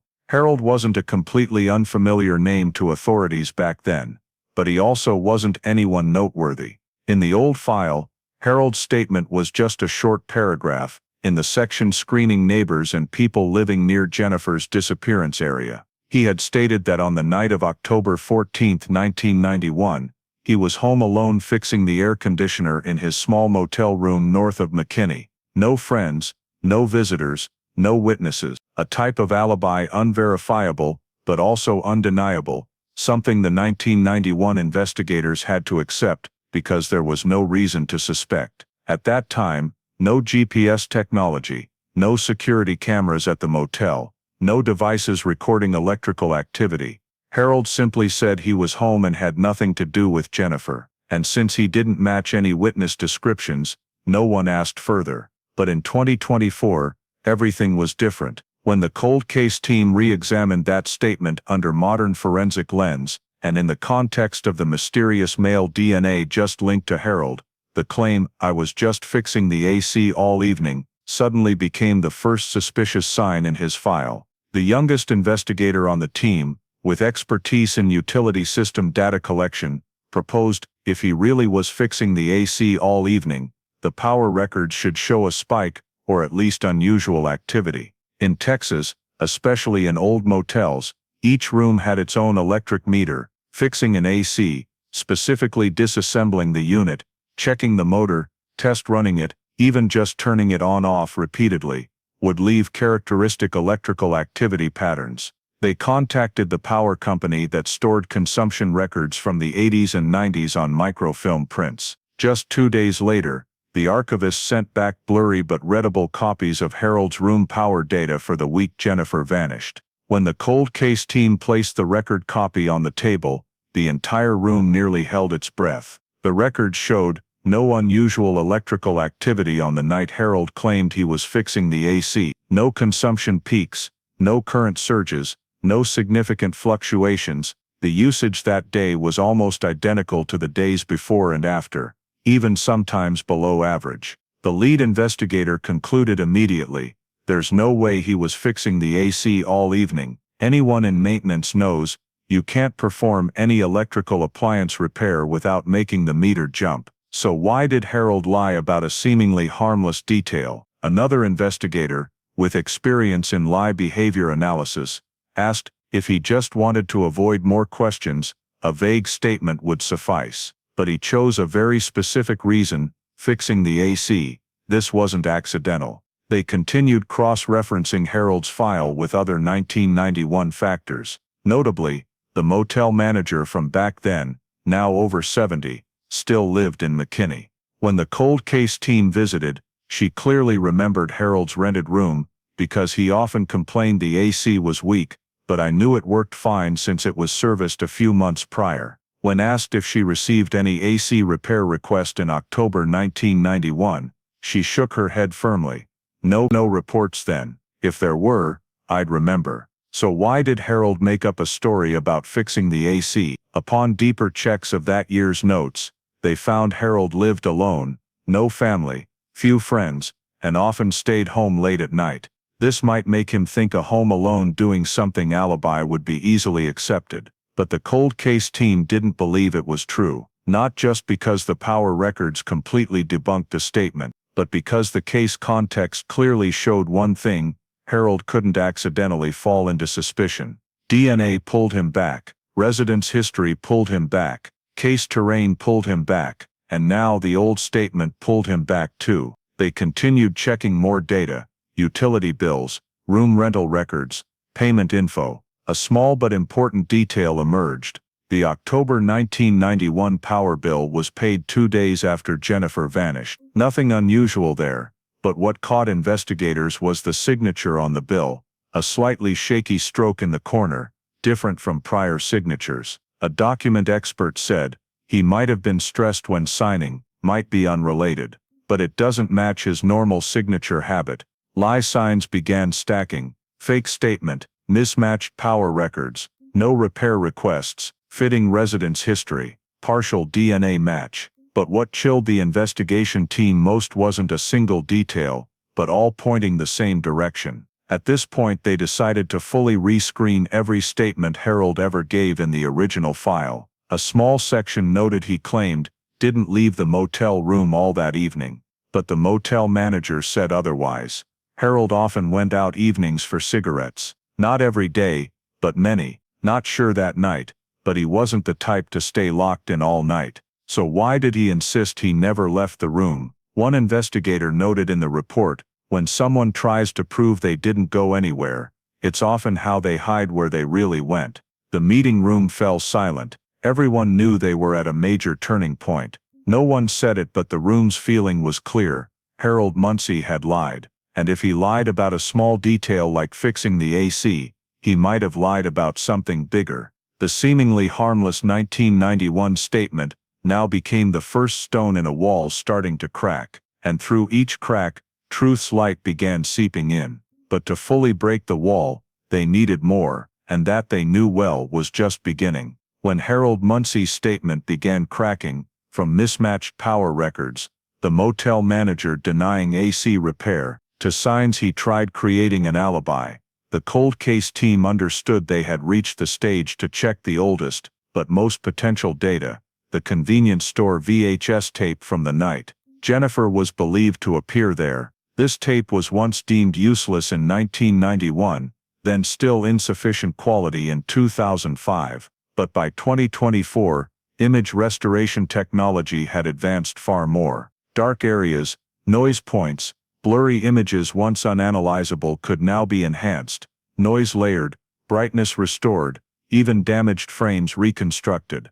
And that was why the cold case team contacted the FBI, not because the tape promised clear evidence, but because they couldn't overlook any small possibility, especially with Harold Munsey's lies exposed. The FBI received the tape, forwarded it to the Special Image Analysis Unit, where experts handle old, noisy, damaged, or nearly unwatchable videos. The first thing the experts did was digitize the VHS tape to high resolution. Each frame was separated, analyzed, then reassembled with brightness enhancement algorithms. The 1991 VHS only recorded unclear black and white, shaky images, blurred moving figures, offset timestamps, and many signal loss segments. Yet, in the time frame noted as close to when Jennifer might have stopped by, the tape still captured a figure standing near the window by the parking lot.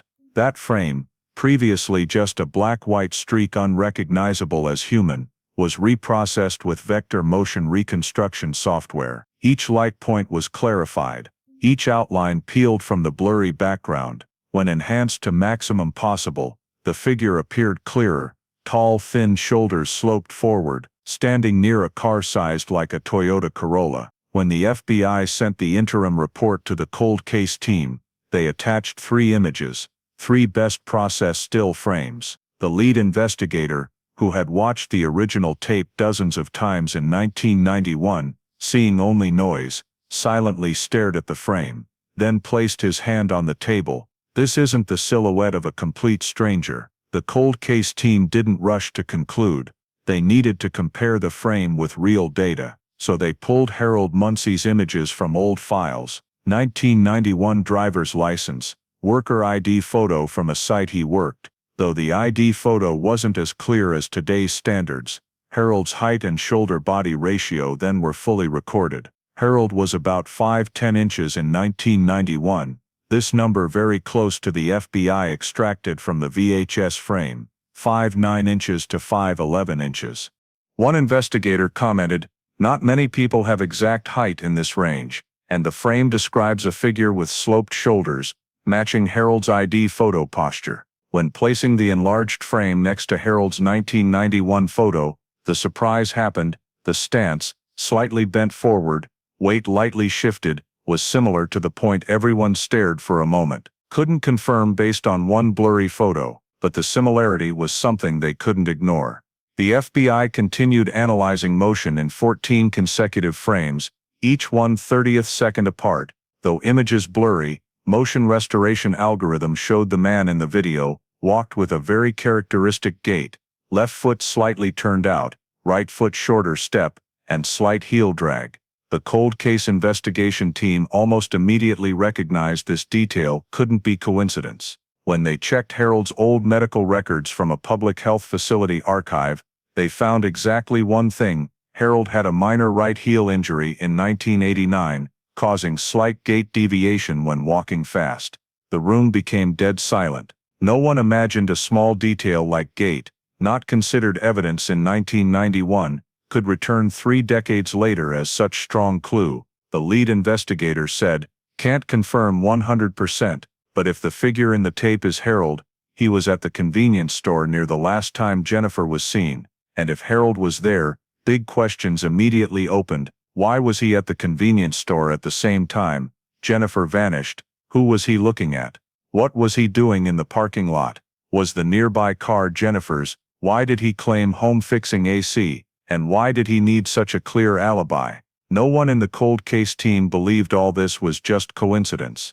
When the FBI sent the first wave final analysis, they clearly noted one line: figure in video significantly matches Harold Munsey's height and body ratios. Significantly matches in forensic language doesn't mean conclusion, but it's the highest image experts can give with limited quality video.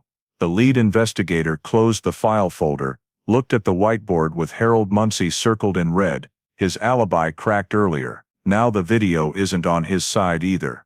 The room's atmosphere thickened, from a trace DNA on the bone, to a lying statement, to a restored blurry VHS frame, all pointed to the same person.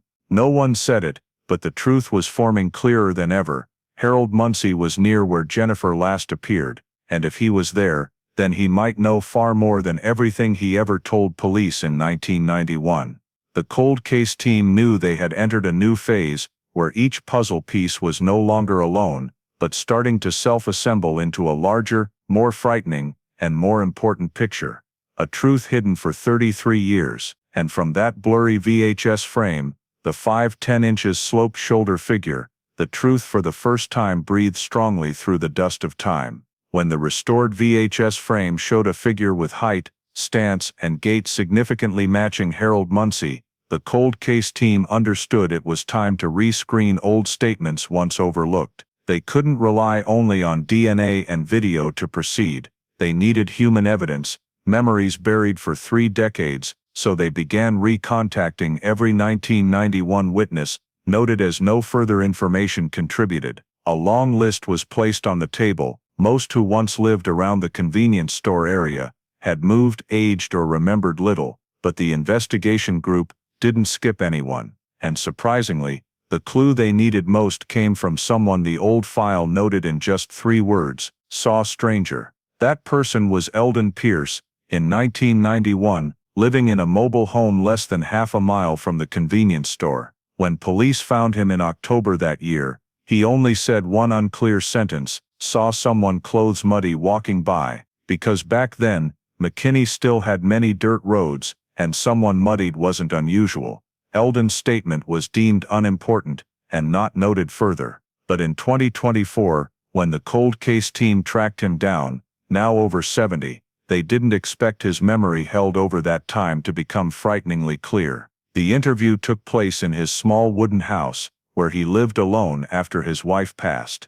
He sat in the old armchair, looked at the photo of Jennifer the investigator showed. He was silent so long, the room only had the wall clocks ticking. Then he said, voice slow but sure, I know that night something was off. The investigator stayed silent, letting him continue. I wasn't sure back then what police wanted to hear from me. Eldon said, eyes still on the photo. But now, looking back, I think I need to say it clearly. He took a long breath. That evening, I remember going to buy cigarettes. On the way back, a man walked past in front of me, pants and shoes caked in mud. I still remember the wet soil smell very clearly. The investigator asked softly, do you remember what that person looked like? Eldon nodded. Tall, thin, sloped shoulders, walked with a slight right foot drag, like someone injured there. The entire investigation team looked at each other. Exact gait the FBI described, exact height, exact shoulder type, and exact right foot slight drag, detail they just found in Harold Munsey's medical report. The investigator pulled Harold's 1991 photo from the file, placed it in front of Eldon. He looked for a very long time, then he nodded slightly, very slowly. I think that's the person I saw that night. The entire room seemed to stop moving. The investigator continued.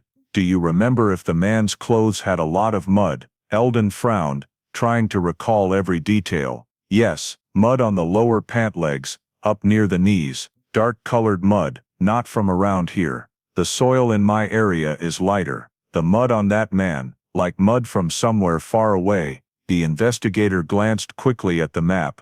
Dark mud, matching the soil sample from the abandoned quarry east of Plano. Another match. Eldon continued. I also remember he didn't look at me, walked fast, like he wanted to get out of there. The investigator asked, Did you tell police this back then? Yes, I said I saw someone muddy walking by, but they didn't ask more, so I thought it wasn't important. The investigator nodded. In 1991, no sign Jennifer had been to the quarry, no DNA, no specific timeline, so Eldon's statement was crossed out from the start. But now, in the context of male DNA, matching Harold, VHS video showing a figure with his gait, cracked alibi, and external force signs on Jennifer's bones, Eldon's 1991 statement became entirely different. Another notable point was when Eldon saw the man between 10 and 11 p.m., very close to the time frame Jennifer vanished. One investigator quickly wrote in the report, Eldon Pierce's statement, if accurate, shows Harold Munsey appeared near the convenience store at the time Jennifer was last seen, and in a state with clothes muddy like quarry mud. When they asked Eldon why he remembered so clearly, after over 30 years, he just replied, because I always thought it was strange. Around here no one comes home covered in mud looking that tense. I thought about it, never forgot. The cold case team left his house in silence. Eldon wasn't exaggerating, wasn't seeking attention. He just spoke from memory, and with rare honesty. No reason for him to make it up, especially when he gained nothing from it. One investigator, stepping off the porch, quietly said, this isn't coincidence anymore. From DNA, lying alibi, VHS video, Eldon's statement, all matched each other, and with that revived statement, the picture from 33 years ago suddenly lit up one more corner, a corner overlooked back then, just due to lack of technology, context, and persistence. But now, everything had changed. The case no longer relied on intuition, it relied on things impossible to ignore. And the witness once deemed unimportant was now holding a major key to the truth. When Eldon Pierce's statement was fully recorded and cross-referenced with the entire file, the cold case team understood they had not just a new clue, but the final piece filling the gap in the timeline of Jennifer's disappearance night. Male DNA on the bone, dark soil from the abandoned quarry, VHS frame with Harold-like gait figure, cracked alibi debunked by power records, plus witness recall of seeing Harold muddy that night, all formed a unified clue system, no longer loose like 33 years ago. The lead investigator placed all evidence pieces on the board. 1. Male DNA, matches Harold's lineage branch, impossible to ignore. 2. Soil forensic, mud on Jennifer's car, matches quarry Harold had reason to access. 3. Restored VHS video, figure 510, sloped shoulders, dragging step matches Harold. 4. New timeline, Harold appeared near convenience store, exactly when Jennifer was last seen. 5. Lying alibi, fixing AC completely debunked by power records and motel manager. 6. Witness recall, Harold muddy, walking fast, avoiding eye contact. No detail stood alone anymore, all interlocked like gears in a logic machine, and in that machine, Harold Munsey's name was at the center. With a strong enough clue chain, the cold case team forwarded the file to the prosecutor's office for a search warrant on Harold's home, where he moved after leaving McKinney in 1992. Harold now lived in a small house in East Houston suburbs, an old single-story, front yard overgrown with grass, not easily noticeable from the road. The prosecutor reviewed the file for hours. Though no direct DNA linking Harold to Jennifer's death, there was more than enough probable cause to believe he was involved in the disappearance, especially with male DNA on the victim's bones. Late that afternoon, the prosecutor signed the document with a decisive pen stroke, search warrant approved. The next morning, the investigation team and local police gathered in front of Harold's house. He was over 70, gray hair, slow posture, living quietly like any ordinary retiree. No one expected that man, if suspicions were true, had kept a secret for 3 decades. Harold opened the door when police knocked, frowning at the warrant. Search warrant, I haven't done anything. No one answered that question. This wasn't the time to argue. The house inside was dark and dusty. Many old cardboard boxes, construction tools, rusted metal materials, coiled wires, and things Harold kept from his maintenance days. The investigation team divided areas by groups, starting to scan every room, every drawer, every container. Living room had nothing noteworthy. Bedroom full of discarded items. Kitchen just miscellaneous utensils, but in the back shed, where Harold stacked old sacks, wires, and construction tools from long ago, the forensic investigator called out, "Come here, got something." From inside a faded yellow plastic box, they found an old rope coil, slightly rotted on the surface, but still retaining its characteristic weave structure. What caught their attention wasn't that Harold kept rope. Any construction worker might have. What made them freeze was the type. Forensics had once recovered a small rope segment, just a few inches, mixed in the soil near Jennifer's bones. Back then, the rope was too small to determine use, but the three-strand twist structure was rare in certain rope types used for construction material. Transport 1990, 1995. The coil in Harold's box by naked eye already looked identical. When brought to light, the lead investigator said, "This is the same rope type. Twist structure matches, thickness too." They immediately sealed the coil and sent it to the forensic lab. Meanwhile, another investigator found an old pair of work boots, thick soles, partially worn. When checking the soles, they saw remaining soil streaks, dark mud, hard mineral type, matching the abandoned quarry sample where Jennifer's car had mud. Not absolute proof, but another piece. Harold was required to sit in the living room while the team continued searching. He appeared calm, eyes showing nothing but annoyance. "I don't know what you're looking for. I'm old. Stuff from 30 years ago." He stopped, avoiding the investigator's gaze. No one responded. 2 hours later, the forensic department sent the first lab message. "Rope coil found in Harold's house, has structure, weave pattern and fiber, fully matching the sample recovered near Jennifer Hale's bones. Error margin near zero." No one on the team said it, but everyone understood this discovery. Plus male DNA, soil forensic, VHS video, new timeline, lying alibi, formed more than enough foundation for the next step.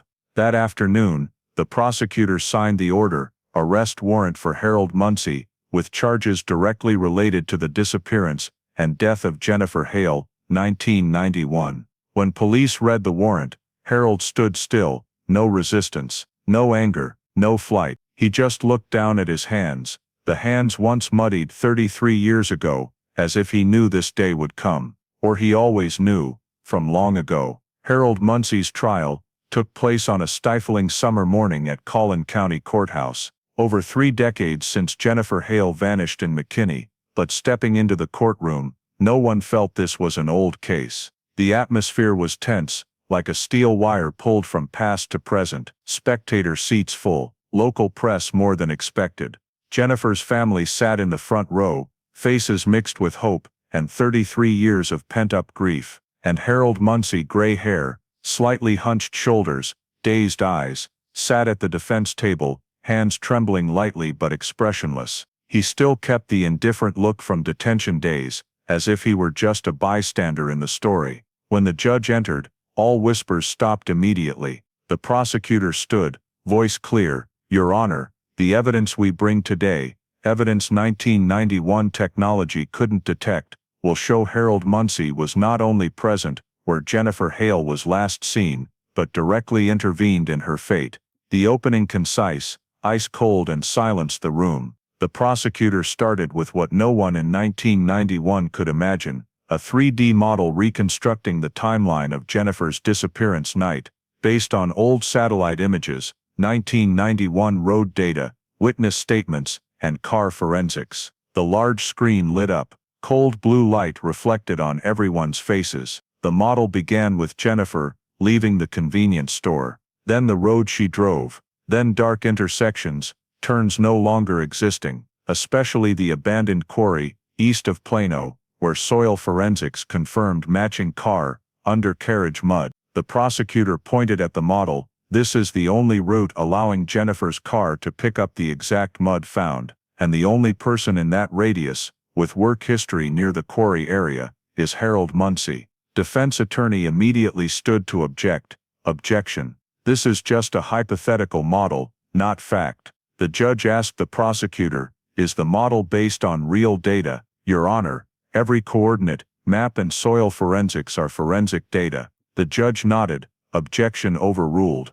The model continued running, and then the most haunting image appeared, reconstruction of Harold walking near the convenience store, processed VHS frame, overlaid with height model, gait rotation matching Harold. A whisper rose from the spectator seats. Defense attorney pressed his lips. The prosecutor called the first expert witness, the forensic DNA specialist, who directly processed the trace DNA from Jennifer's bones. He stepped to the stand, placed hand on the Bible, then sat, face calm like someone used to courtroom pressure. Prosecutor asked, "Please tell the jury what the DNA sample from the victim's bones was." It was male DNA in trace form, a very small sample, but enough for Y chromosome analysis. And what did the results show? That DNA sample matches the Huntsville lineage branch, and Harold Muncie is the member in that branch, closest and most fitting in geography and timeline. The entire room, dead silent. Defense attorney jumped up. Objection. The DNA sample doesn't identify an individual. It could match hundreds. The expert turned to him, eyes ice cold. Correct. But those hundreds didn't live in McKinney in 1991, didn't appear near the scene, didn't have mud matching quarry soil, didn't have gait matching the video, and didn't lie about an alibi. One response, sharp as a blade. A few jury members nodded slightly. Defense attorney still tried, but the DNA could be cross-contaminated. The forensic expert tilted his head. No, bones submerged 30 years. Nothing touched them after 1991. This is DNA from before the victim died, or right before the body was placed in water. That was the sentence shaking the jury. The prosecutor continued presenting new evidence from the search warrant, Harold's rope coil. The rope fiber analyst was called. Prosecutor asked, "What do the rope sample near Jennifer's bones and the coil in the defendant's house have in common?" Same three-strand twist structure. Same poly-hemp material, same production style in the 1989-1992 period, same characteristic twist, only in a rare batch distributed around Texas. Defense attorney interrupted, "Just buying it in a store back then. It doesn't prove my client used the rope to harm the girl." But the expert shook his head. "No, this batch was distributed only to construction sites and material warehouses, not retail." An investigator who stood behind the search whispered, "And Harold did site maintenance." The entire jury looked at Harold. He still showed no emotion, but his hands gripped very tight. The prosecutor concluded his presentation with the strongest weapon, next-generation DNA via federal genealogical linkage molecular analysis. This technique, having cracked hundreds of cold cases in the past decade, was presented to the court with clear slides. Male DNA sample separated into 17 segments, compared to 75,000 public genealogy records, narrowed to one family branch. From that branch, narrowed to 3 men. And finally, only one living in McKinney, in 1991. The prosecutor spoke slowly. 1991 technology didn't match. 2005 technology wasn't enough. But in 2024, science says the DNA sample on Jennifer Hale's bones belongs to a man in the Muncie family lineage, and the only one present in McKinney at that time was Harold Muncie. No one objected, no one could refute. The defense attorney just stood still, gripping the table edge. When the prosecutor finished presenting, the entire courtroom fell silent, like all air had been sucked out. The judge looked at the jury. "You will have to consider all evidence. Court is in recess." Harold was led out of the courtroom. He turned his head for 1 second, just 1 second, and in those gray eyes was something like suppressed panic. No one knew what he would say, or if he would say anything. But everyone knew one thing. The truth, buried under Lake Lavon for 33 years, had finally stood in court, and Harold Muncie had nowhere left to hide. Harold Muncie's trial lasted many more days, with a series of expert witnesses, forensic reports, and reconstruction models continued to be presented. But despite ongoing debates, despite the defense attorney raising every counter-argument, one thing had become clear. Jennifer Hale's case, thought forever buried in 1991, had been reopened by tools the world back then never had. And at the end of this over 3-decade road, As the jury prepared to deliberate, the cold case team, forensic experts, and Jennifer's family all understood her story wasn't just about a victim. It was about how justice operates slowly, persistently, sometimes heartbreakingly, but ultimately finds its way to the destination. Looking back at the entire case-breaking journey, one realizes this wasn't a solo effort from a lucky moment, but the result of an investigative technique chain spanning 3 generations of technology. 1991 only had witness statements, a staged car, a few soil samples unanalyzable in depth, and a VHS tape blurry as fog. 2005 had initial DNA advances, but marrow ruined by water, limited evidence, no genealogy database for comparison. 2024 was completely different: trace DNA, video denoising techniques, old satellite maps, next-gen soil forensics, and genealogical DNA, a tool only emerging in recent decades, all converging. One investigator said in the final meeting, "If this case happened just 10 years earlier or later, we couldn't crack it. It had to wait for the right era, right people, right technology."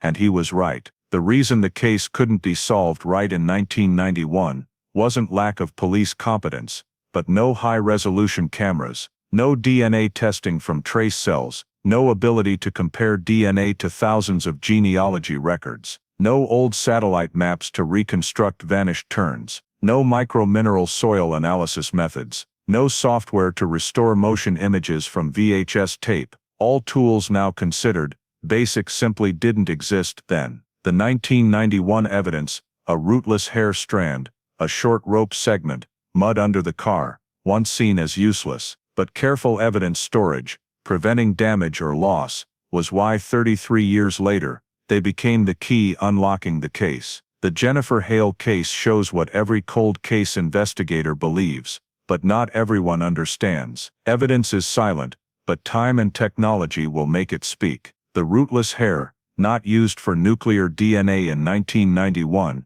became the foundation for mitochondrial DNA chaining in 2024. The small rope segment under mud, no one knew its origin, matched the type of coil in Harold's house after 30 years. The mud under the car, once just meaningless dark brown, was mineral analyzed to pinpoint where she was taken. The blurry VHS frame, once tossed into storage, was restored to see the right leg dragging gait of the man. Every piece of evidence, every small data bit, every overlooked statement, ultimately became a crucial puzzle piece in the full picture. The biggest lesson in this case is cold cases are never truly cold, they're just waiting for the right conditions to heat up. Another lesson, technical, repeated in forensic circles after the trial: good evidence storage is more important than analyzing it immediately. If McKinney police in 1991 hadn't kept the rope segment, preserved the soil, preserved the bones, kept the VHS tape,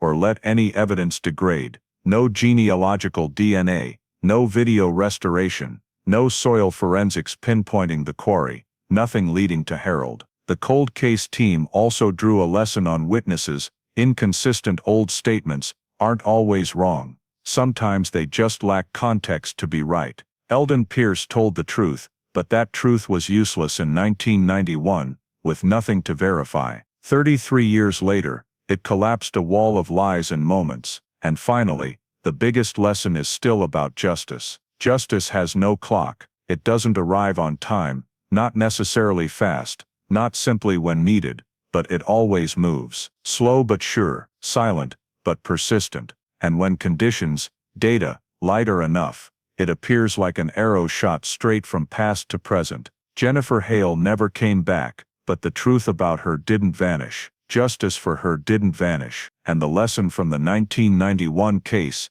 now closed, becomes a reminder for every generation of cold case investigators. Time can hide the truth, but cannot destroy it. Justice may come late, but it never gives up. Looking back at the journey seeking justice for Jennifer Hale, we see this isn't just a 1991 McKinney case, but a mirror into America today. A girl vanishing on a seemingly ordinary night, a staged car by Lake Lavon, an abandoned quarry east of Plano, then decades of silence. All remind Americans that evil sometimes isn't loud, It hides in shadows society easily overlooks without persistent pursuit to the end. The 2024 Cold Case Unit, revisiting the file, using old satellite maps to find erased roads, soil forensics to link the car to the quarry, mitochondrial and genealogical DNA to trace the Huntsville lineage, then from hundreds of relatives, narrowing to Harold Munsey, gives us a very real lesson in the tech era.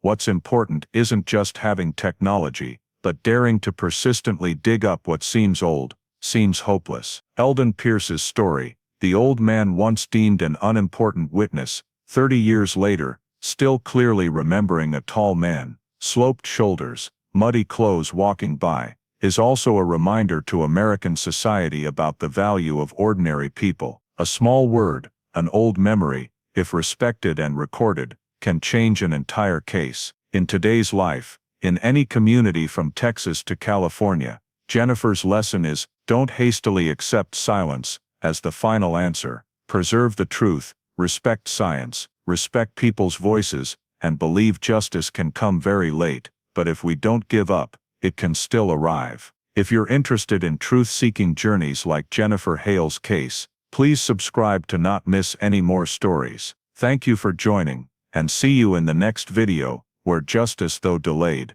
always has a chance to see the light.